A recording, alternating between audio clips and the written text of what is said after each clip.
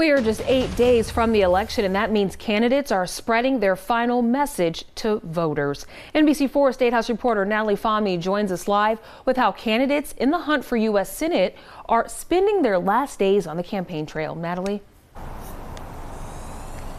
Sierra, it's the most expensive U.S. Senate race in the country, and despite all the ads you're seeing, candidates are using this final week before Election Day to ask voters across the state for their support.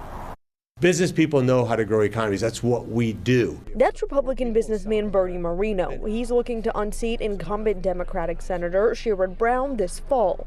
Both candidates talk about driving down costs for Ohioans. So I asked Moreno how exactly he plans to do that. The first thing you do is you have to drive down the cost of energy. Moreno says that means, quote, unleashing American energy by investing in coal, natural gas, oil, and nuclear.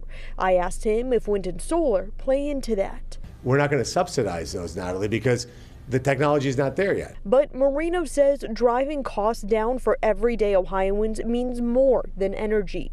He says it also means having a regulatory environment to help businesses grow and changing some of the country's tax codes. Companies get a lower tax rate if they employ Americans here in America, and if they're shipping jobs overseas and building factories overseas, they pay a higher tax rate. I asked Brown's campaign for the senator's specific plan to curb inflation too.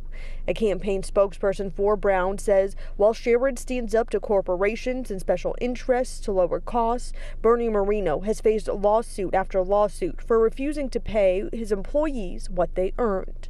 The spokesperson points to his support for things like the Inflation Reduction Act in 2022, his work to lower gas prices in 2022, and the introduction of a bill to prevent shrinkflation in 2024. Moreno also says requirements need to be added back to social safety net programs and tells me we need to cut government spending. D.C. is addicted to spending. That's what's driving the cost out.